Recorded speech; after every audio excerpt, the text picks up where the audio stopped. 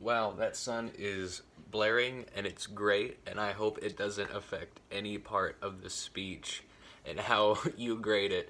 And like I've been saying for the past two speeches, because I'm having to read off of my monitor, I have to sit down at my computer. So if that's any complication, I do greatly apologize, but it's not really anything I can control at this given moment. So hope that's all good. And for my final career informative speech, or however you wish it to be called, mine is based off of more or less psychology and more on the main principle of, pediatric psychology is something I guess you could call it, and how I want to help kids and everything with that as far as mid level, like middle school, high school kids. And why psychology is important to me is that mental health is in some ways more important than physical health. And the reason I say this is because physical health, you can have surgery on anything, you can have physical interaction to help fix what is wrong with you physically. Like if you have a bad back, you can go to a chiropractor.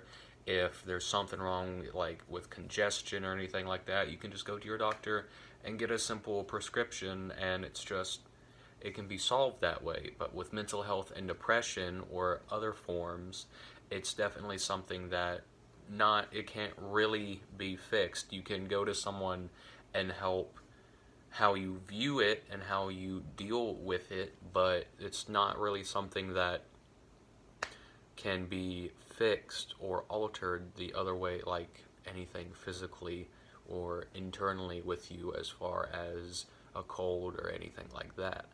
And my whole quote with this is that the National Institute of Mental Health estimates that 16.2 million US adults have had at least one major depressive episode in 2016, and overall this is 6.7 of the United States population for adults.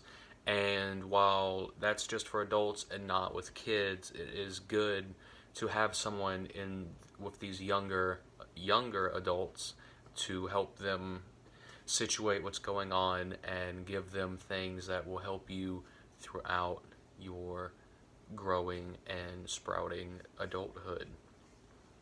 And counseling is often overlooked, and it's a necessary part of what we need in schools.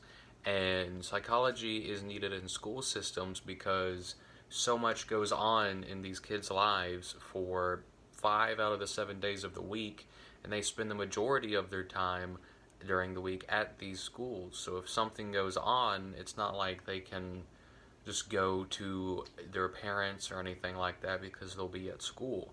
And one of the things with, these children and their families is that they might be just nervous or upset to talk to their parents or anything about this. So it's always nice to just have an adult that isn't related to you necessarily to help you converse with and figure out what's going wrong.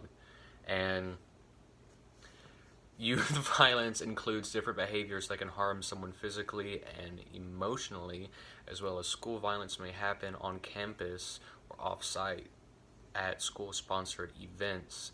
And bullying, verbal threats, physical altercation may come in contact, and it's good to have someone that can handle these situations on the school premises. So it's just a whole thing of having the right person for the right job, because if you have someone that's not trained for these psychological episodes or anything like that, then if they try to help them, they could worsen things without even realizing it. And it's always good to, like I said, to just have the right person for the right job.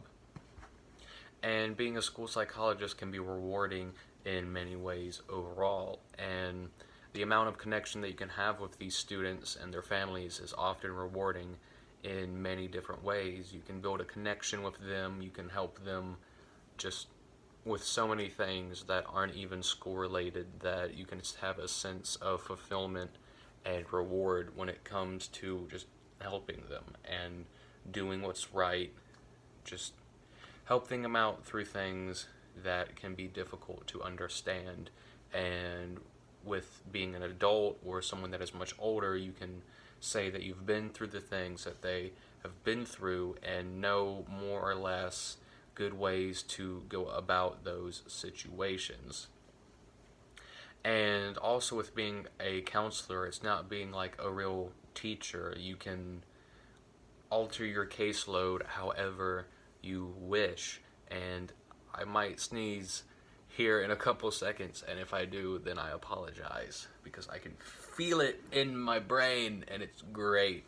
But as I was saying, with the whole work of caseload, you don't really have students to worry about their education, more or less. With teachers, regular teachers, they have to have everything planned out a semester in advance. But with a counselor, you can see your kids whenever they want to come see you.